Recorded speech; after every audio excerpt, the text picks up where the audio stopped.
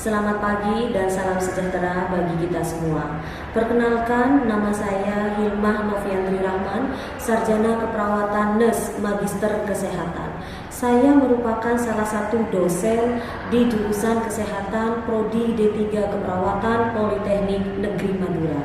Adapun mata kuliah yang saya ampu, yaitu di semester 1, saya mengajar tentang mata kuliah keterampilan dasar keperawatan, kemudian mengajar mata kuliah keperawatan dasar, dan mata kuliah praktik keperawatan dasar. Untuk di semester 3, saya mengajar tentang mata kuliah dokumentasi keperawatan. Dan di semester 4, saya mengajar mata kuliah keperawatan maternitas, mata kuliah praktek keperawatan maternitas, dan mata kuliah praktek klinik keperawatan maternitas. Mata kuliah utama yang saya ampu adalah keperawatan maternitas, di mana mata kuliah tersebut sesuai dengan latar belakang keilmuan saya ketika menempuh S2 Magister Kesehatan dengan peminatan kesehatan ibu dan anak. Mata kuliah keperawatan maternitas ini menguraikan tentang konsep dasar keperawatan maternitas, konsep dan asuhan keperawatan ibu hamil, konsep intranatal, konsep dan asuhan keperawatan pada ibu postpartum, konsep dan asuhan keperawatan pada bayi baru lahir, konsep dan asuhan keperawatan pada wanita dengan gangguan sistem reproduksi untuk meningkatkan derajat kesehatan ibu dan anak. Adapun capaian pembelajaran mata kuliah keperawatan maternitas, yaitu yang pertama, mahasiswa mampu menginternalisasi nilai, norma, dan etika dalam penerapan konsep dasar keperawatan maternitas. Kemudian yang kedua, mahasiswa mampu menguasai konsep asuhan keperawatan pada ibu hamil, intranatal, bayi baru lahir, dan ibu postpartum serta wanita dengan gangguan sistem reproduksi. Yang ketiga, mahasiswa mampu menghargai dan mengidentifikasi keanekaragaman budaya, pandangan agama, dan kepercayaan tentang keluarga berencana. Adapun untuk mencapai capaian tersebut, terdapat beberapa sub capaian pembelajaran mata kuliah yang terbagi dalam 16 minggu pertemuan, yang meliputi yang pertama tentang konsep dasar keperawatan maternitas, kemudian yang kedua konsep ibu hamil, kemudian yang ketiga konsep intranatal, yang keempat yaitu konsep ibu postpartum, yang kelima konsep bayi baru lahir, yang keenam konsep wanita dengan gangguan sistem reproduksi, dan yang terakhir adalah konsep keluarga berencana. Metode pembelajaran yang digunakan untuk mata kuliah keperawatan maternitas ini menggunakan DIA, yaitu berupa Delivery, Interaction, and Assessment. Assessment atau penilaian yang digunakan dalam proses pembelajaran mata kuliah keperawatan maternitas ini meliputi yang pertama dengan menilai kehadiran, meliputi absensi maupun sikap selama perkuliahan di kelas dengan persentase sebesar 10%. Kemudian penugasan, di sini kami membagi menjadi penugasan individu maupun penugasan kelompok dengan persentase sebesar 30%. Kemudian ada ujian tengah semester yang biasanya dilaksanakan pada minggu ke-9 dengan persentase sebesar 30%. Kemudian diakhiri dengan ujian akhir semester yang dilakukan pada minggu ke-18 dengan persentase sebesar 30%. Asesmen penilaian ini di Politeknik Negeri Madura dipergunakan atau menggunakan secara sistem online menggunakan SIM yang kami buat melalui Politeknik Negeri Madura itu sendiri. Bentuk pembelajaran yang dilakukan pada mata kuliah keperawatan maternitas ini dengan online dan offline. Demikian deskripsi pembelajaran mata kuliah keperawatan maternitas. Untuk berikutnya video pembelajaran tentang asuhan keperawatan pada ibu hamil. Sekian dan terima kasih. Wabillahi taufiq wal hidayah. Wassalamualaikum warahmatullahi wabarakatuh. Assalamualaikum. Waalaikumsalam. Selamat pagi. Hari ini kita akan melanjutkan materi yang sudah disampaikan pada pertemuan kemarin tentang kehamilan.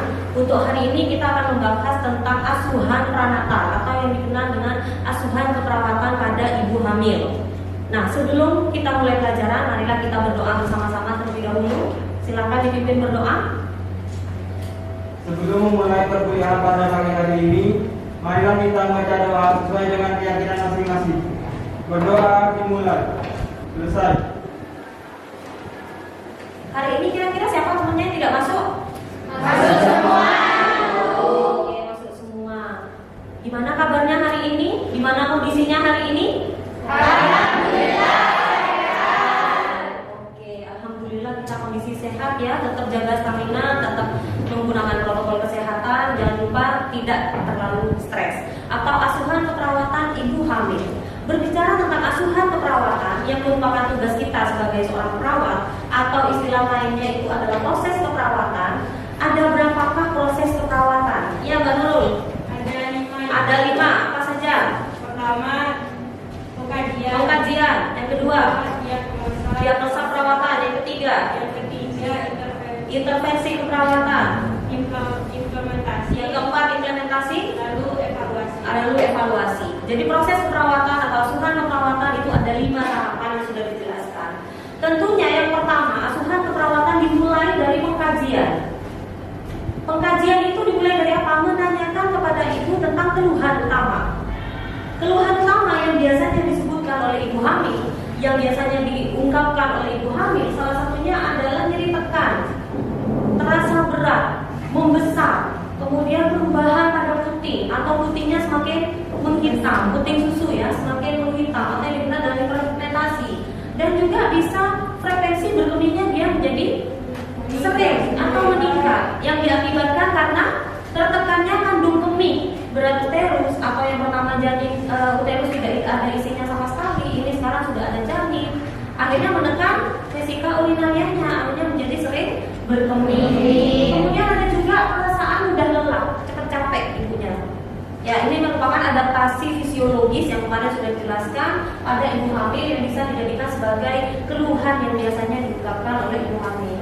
Kemudian ada tanda quickening atau perasaan pertama dari kehidupan, seolah-olah ada yang bergerak di dalam perut ibu hamil.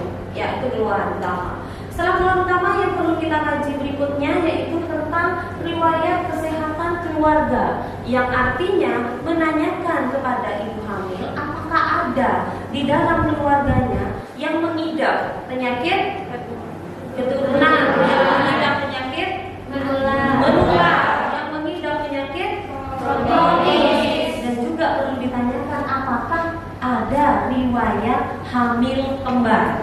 Setelah riwayat kesehatan keluarga, baru kita menanyakan riwayat kesehatannya klien. Yang pertama adalah apakah ada bercak atau spotting atau perdarahan sedikit yang keluar selama kehamilan. Ya, jadi sedikit keluarnya, berbeda dengan ketika mens yang banyak. Itu juga ditanyakan. Kemudian apakah ada kontraksi? Yang biasanya pada ibu hamil itu ada yang namanya Braxton Hicks atau kontraksi. Masih ingat Braxton Hicks atau kontraksi palsu? Kemudian apakah ada keluar air dari kemaluannya ibu? Ya, keluar air atau cairan di situ. Kemudian apakah ada pemutihan yang bersifat gatal? Itu perlu dikaji. Kemudian adakah penyakit yang menyertai ibu? Penyakit kencing manis, penyakit hipertensi, penyakit asma, itu ditanyakan kepada ibunya. Kemudian terapi obat yang sering dijalani, apakah ibu sering membeli obat di warung tanpa terapi ke dokter? Apakah ibu ketika ada keluhan selalu memeriksakan kehamilannya kepada bidan ataupun tenaga kesehatan yang lain? Nah, itu juga ditanyakan. Di sini juga bisa ditanyakan riwayat minum jamu. Ya, di dalam proses dalam masa kehamilannya itu apakah ibu sering minum jamu atau tidak? Boleh nggak selama hamil minum jamu? Tidak boleh. Ya, tidak boleh minum jamu selama kehamilan. Kemudian status imunisasi mulai dari kecil. Status imunisasinya ibu mulai dari kecil itu ditanyakan. Dan pada masa kehamilan juga ditanyakan apakah pernah diimunisasi? Apa? Kalau masa kehamilan imunisasi apa namanya? TT atau tetanus toxoid. Ya, itu ditanyakan. Kemudian berapa kali ibu melakukan antenatal care atau pemeriksaan kehamilan? Berapa sih minimal selama hamil, jika tidak ada keluhan pada ibu hamil, ibu hamil harus memeriksakan kehamilannya, minimalnya, standarnya berapa kali selama hamil? Berapa kali selama hamil? Selama hamil, ibu itu harus periksa pelayanan kesehatan jika dalam tanda kutip tidak ada keluhan, minimal adalah 4 kali. Ya, trimester pertama 1 kali, trimester kedua 1 kali, trimester ketiganya 2 kali. Ya. Kemudian yang berikutnya ditanyakan riwayat obstetrik dan ginekologi. Yang pertama ditanyakan riwayat menstruasinya. Pertama kali dia mens waktu kecil usia berapa? Atau yang dikenal dengan menarche istilahnya.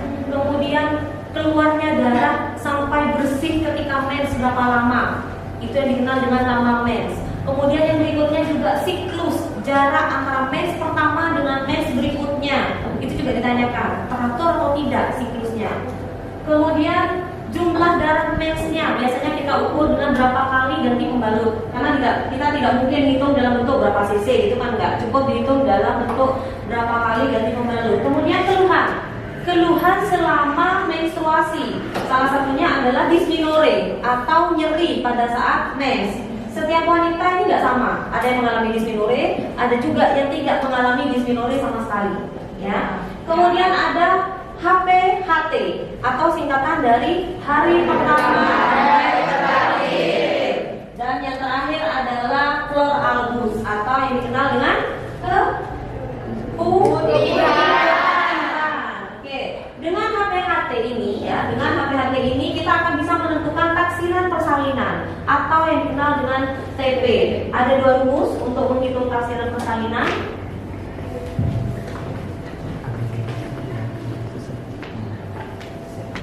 Ya, ini tentang HPHT untuk menentukan taksiran persalinan atau TP. Yang pertama, rumus pertama untuk bulan yang bisa dikurangi 3. Bulan apa saja kira-kira yang bisa dikurangi 3? April sampai Desember. Maka rumusnya hari atau tanggal kita tambahkan 7, kemudian bulannya kita kurangi 3, tahunnya ditambahkan 1. Untuk bulan yang tidak bisa dikurangi 3 yaitu bulan Januari sampai Maret, maka menggunakan rumus hari atau tanggal ditambah 7, bulannya ditambah 9, tahunnya tidak perlu ditambah. Ada yang bertanyakan di sini? Tidak ada. Kita langsung cek sekarang. Siapa yang bisa langsung maju ke depan, kita hitung di depan. Mana bisa?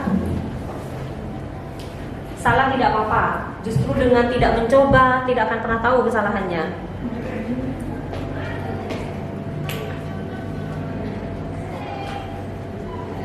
Oke, ada yang berbeda? Sama. Berarti sudah paham ya. Ini tentang bagaimana cara menghitung taksiran persalinannya. Ibunya kira-kira perkiraan lahir nanti tanggal 25 Maret 2023 dengan hari pertama terakhirnya tanggal 18 Juni 2022. Oke, saya lanjutkan lagi materi. Yang perlu ditanyakan berikutnya pada riwayat obstetri yaitu adalah riwayat kehamilan, nifas, persalinan dan KB yang lalu sebelumnya. Jadi kalau ibu hamil pernah melahirkan, ini merupakan melahirkan anak yang kehamilan kehamilan anak yang kedua maksudnya, maka ini akan terisi riwayat kehamilan persalinannya. Tapi kalau ibu hamil ini masih ibu hamil primigravida atau baru hamil yang pertama, maka riwayat kehamilan persalinan nifas dan KB-nya adalah kosong karena baru pertama hamil. Dituliskan saja di situ hamil ini, itu ya. Riwayat psikososialnya berupa apa? Budaya yang dijalankan oleh keluarga sama klien. Apakah budayanya sudah sesuai kepada status kesehatan? Ada budaya yang masih keliru yang sampai saat ini masih berjalan di masyarakat. Salah satunya adalah budaya ketika hamil jangan makan ikan terlalu banyak, karena kalau makan ikan terlalu banyak bisa menyebabkan amis pada bayinya. Jangan makan telur, takut bergatal dan lain sebagainya. Itu merupakan budaya atau kepercayaan yang perlu diluruskan. Karena nutrisi pada ibu hamil itu penting. Itu apa pentingnya? Pertumbuhan dan perkembangan dari janin dan juga jadi ibu hamil itu komposisinya harus seimbang antara karbohidrat, antara sayuran, antara ikan maupun buah, lauk pauk dan buah itu harus seimbang. Itu nutrisi, ya. Kemudian personal information, apa sih yang didapatkan dari informasi individu dari ibu hamil itu sendiri? Ibu hamil intinya pernah mendapatkan penyuluhan dari tenaga kesehatan itu berupa apa? Support system, terutama keluarga, karena support system yang bagus, support system yang baik itu salah satunya mendukung ibu hamil untuk menjalani kehamilannya secara menyenangkan. Jadi mau ibu hamil mual, muntah, pusing di pagi hari, lemes, tapi kalau ada support system dari keluarga yang bagus untuk menguatkan, kehamilan akan menyenangkan. Pemeriksaan fisik pada ibu hamil yang pertama adalah secara umum mengenai tanda-tanda vital yang meliputi tekanan darah, suhu, nadi, ya. Kemudian juga pemeriksaan tinggi badan dan berat badan dan pemeriksaan panggul. Di situ salah satunya. Ya, berat badan. Kalau berbicara berat badan pada ibu hamil selama kehamilan dari trimester 1 sampai trimester 3 yang bisa ditoleransi penambahan berat badannya berapa kemarin? 6,5 ya, 6,5 sampai 16,5 kg untuk kehamilan tunggal. Ya, untuk kehamilan tunggal istilahnya adalah satu janin yang ada di dalam rahim. 6,5 sampai 16,5. Jika lebih dari 16,5 itu dikhawatirkan terjadinya preeklamsi atau eklamsi. Ya, itu salah satunya. Kemudian pemeriksaan secara head to toe, mulai dari ujung kepala sampai ujung kaki, yang meliputi pemeriksaan fisik secara umum dengan metode IPA, inspeksi, pemeriksaan palpasi pada ibu hamil itu dikenal dengan pemeriksaan Leopold. Pemeriksaan Leopold itu 1 sampai 4. Kemudian untuk yang pemeriksaan auskultasi untuk mendengarkan detak jantung janin. Yang perkusi untuk mengetahui apakah ibu mengalami avitaminosis B1 atau tidak. Semua pemeriksaan fisik yang akan diajarkan pada hari ini itu yang akan dibahas pada hari ini nanti kita langsung aplikatif di laboratorium di mata kuliah praktek keperawatan maternitas. Ya, langsung kita aplikatif di situ dipantau. Ya, untuk sekarang di skip aja terlebih dahulu. Sekarang kita lanjutkan setelah kita melakukan pengkajian kepada pasien, baru kita akan bisa membuat masalah keperawatan. Ya, jadi walaupun di sini topiknya adalah keperawatan maternitas, tapi kita sebagai perawat diagnosanya tetap diagnosa keperawatan, bukan berbunyi diagnosa kebidanan. Diagnosa keperawatan pada trimester 1 yang biasanya dan banyak muncul masalahnya adalah perubahan nutrisi kurang dari kebutuhan tubuh karena anoreksia atau mual. Biasanya itu. Kenapa kok bisa terjadi anoreksia, mual dan muntah pada ibu hamil? Karena terjadi peningkatan hormon apa?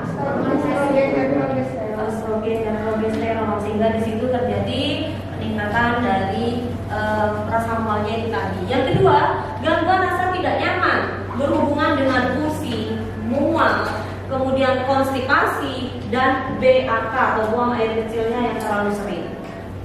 Yang berikutnya adalah diagnosa perawatan pada trimester 2 dan 3. Yang muncul salah satunya adalah gangguan pola nafas yang berhubungan dengan pergeseran diafragma karena pembesaran uterus. Uterusnya semakin besar. Kenapa kok makin besar? Karena ada janinnya yang semakin besar. Kemudian juga ada air ketumbannya, juga ada ari-arinya. Akhirnya di situ bisa menekan. Kemudian kelebihan volume cairan akibat perubahan mekanisme regulator ataupun retensi natrium atau air. Di adaptasi fisiologis pertemuan kemarin yang sudah dijelaskan. Perubahan eliminasi urin berhubungan dengan penekanan dinding vesika urinaria. Kemudian juga bisa perubahan pola eliminasi BAB, buang air besar, yang berhubungan dengan penurunan motilitas usus sekunder dan bisa gangguan citra tubuh. Ya, ibunya biasanya malu, biasanya jalan menjadi seksi, ya di situ jalannya kayak berjalan di catwalk salah satunya. Ini karena kehamilannya, akhirnya dia berjalannya menjadi tidak enak untuk dilihat. Ada yang mengistilahkan bahwa mau mana bawa drum ya, drumnya apa, drumnya dari drum band itu tadi ya, karena mulutnya semakin membesar, itu salah satunya. Nah, setelah kita ada diagnosa keperawatan, baru kita ketemu masalahnya apa, baru kita seorang perawat melakukan atau membuat yang namanya intervensi dan implementasi, sekaligus implementasi. Ini yang saya paparkan pada pertemuan hari ini, intervensi dan implementasi secara umum pada ibu hamil. Kalau per diagnosa yang tadi disebutkan pada trimester 1, contohnya perubahan nutrisi kurang dari kebutuhan tubuh, itu maka kita melihatnya di mana? Untuk menentukan intervensinya, melihat di buku panduan apa? Kalau menentukan rencana intervensi di mana? Di Siki. Yaitu panjangannya apa Siki?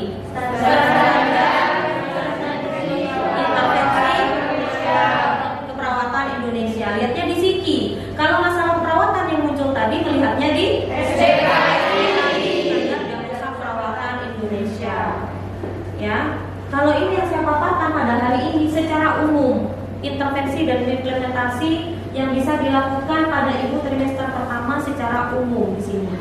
Ya. Yang pertama menentukan diagnosa kehamilan. Apa itu diagnosa kehamilan? Ada yang tahu? Diagnosa kehamilan itu adalah maksudnya di sini adalah bayi yang dikandung oleh ibu hamil itu usianya masuk di usia berapa? Apakah sudah term? Apakah masih prematur? Atau bagaimana? Ya, itu diagnosa kehamilannya ya. Kemudian support sistem intervensinya, perlukan support sistem lain dan keluarga untuk perilaku sehat dengan tujuan meningkatkan status kesehatan. Ya. Jadi tujuannya dari kita melakukan perilaku sehat jelas meningkatkan status kesehatan. Perilaku sehat. Ya, bagaimana dari nutrisi, bagaimana caranya bergerak, apa yang harus dilakukan pada ibu hamil ya. Kemudian deteksi adanya faktor resiko seperti riwayat keluarga, kehamilan sebelumnya, pernah abortus kah dulu, pernah mengalami perdarahan kah sebelum kehamilannya, atau pernah mengalami hipertensi dalam kehamilan. Ya, itu perlu ditanyakan. Adanya faktor resiko. Kemudian cegah terjadinya komplikasi kehamilan. Komplikasi kehamilan, ada banyak komplikasi kehamilan. Komplikasi kehamilan itu adalah masalah-masalah yang timbul ketika ibu hamil. Kemudian bantu pasangan untuk beradaptasi secara positif terhadap kehamilan. Apapun yang terjadi pada ibu hamil. Contohnya ibu hamil kalau pagi hari mual, maka bantu pasangannya dengan cara memberikan support. Jadi kalau mual, muntah, jangan biarkan ibu mengikuti mual-muntahnya. Tapi kita berikan support berupa apa? Memberitahukan kepada ibu bahwa jika mual sama muntah, makan sedikit-sedikit tetapi itu salah satunya. Monitor secara adekuat tentang kemajuan dari kehamilan. Nah, ini intervensi dan implementasi pada trimester 2 dan 3. Lanjutkan asuhan perawatan pada trimester kedua. Jadi pada trimester kedua itu tetap dilanjutkan pada trimester ketiga dengan sampai dihilangkan ya. Kemudian peningkatan kesehatan dan pencegahan komplikasi. Kemudian melanjutkan pengkajian dan memperbarui data dan diagnosa perawatan. Jadi kita pengkajian pada ibu hamil itu jelas semakin bertambah trimesternya, keluhannya juga berbeda. Ya.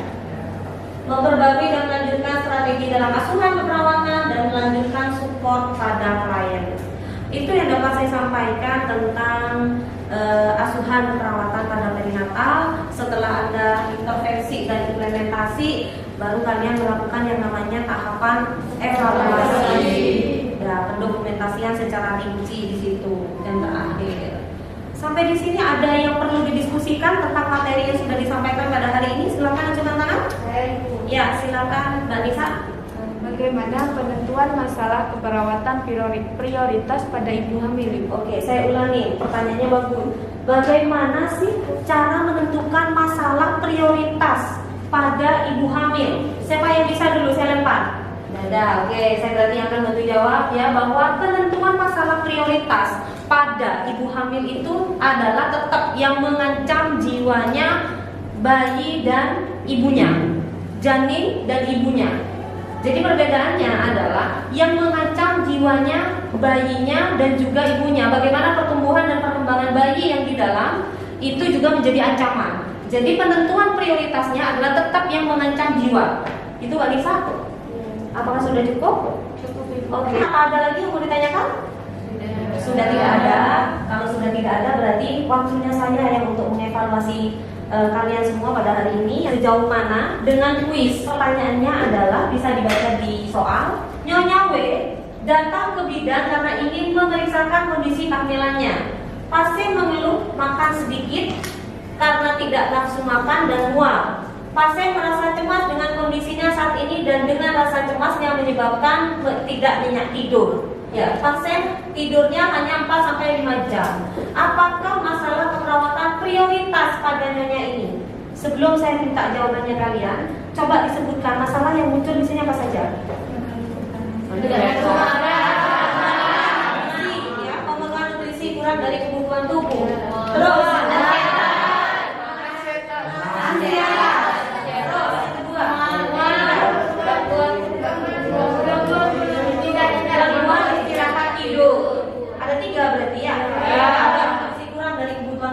ada ansietas dan ada gangguan istirahat tidur. Sekarang pertanyaannya, yang menjadi masalah keperawatan prioritas yang mana? Nutrisi kurang dari kebutuhan tubuh. Siapa yang bisa menjelaskan kenapa kok bisa milih nutrisi kurang dari kebutuhan tubuh? Karena di kasusnya ibu juga merasakan sedikit tidak nafsu makan. Sedangkan pada saat kehamilan ibu perlu memenuhi semua kebutuhan nutrisinya. Ya, nutrisi pada kehamilan itu diperlukan untuk apa? Pertumbuhan dan perkembangan janin. Ya, jadi antara nutrisi dengan ansietas lebih mana prioritasnya? Kemudian antara ansietas dan gangguan istirahat tidur, nomor 2 diagnosanya yang mana? Ansietas. Baru setelah itu gangguan istirahat tidur. Itu ya bedanya ya untuk yang diagnosa keperawatan pada ibu hamil. Untuk terakhir saya tutup pertemuan ini dengan tugas kelompok. Ya, silakan dibagi menjadi 4 kelompok. 4 kelompok saya serahkan kepada PJMK dan sekretaris untuk membaginya. Yang penting adil, tidak boleh berdasarkan absen. Ya, harus adil mana yang aktif dan tidak, yang cowok sama yang cewek dibagi rata. Ya, tugas yang pertama untuk kelompok yang pertama silakan dicatat, membuat systematic review, ya, systematic review tentang penanganan hipermesis gravidarum. Kemudian yang kedua, kelompok kedua juga sama, membuat systematic review tentang penyebab abortus pada trimester pertama. Kelompok ketiga yaitu membuat systematic review tentang penyebab preeklamsi dan eklamsi pada kehamilan. Dan yang terakhir kelompok keempat yaitu membuat systematic review cara pendidikan kesehatan untuk pasien menghindari abortus pada trimester pertama. Ada yang perlu didiskusikan dari 4 tugas ini? Sudah jelas? Dikumpulkan deadline minggu depan ketika mata kuliah keperawatan maternitas kembali sudah dikumpulkan dalam bentuk makalah tadi systematic review-nya. Mungkin itu, ya, mungkin itu saja yang dapat saya sampaikan. Mudah-mudahan kita sehat selalu, bertemu kembali. Apa yang sudah dibahas pada hari ini bermanfaat ilmunya untuk kalian.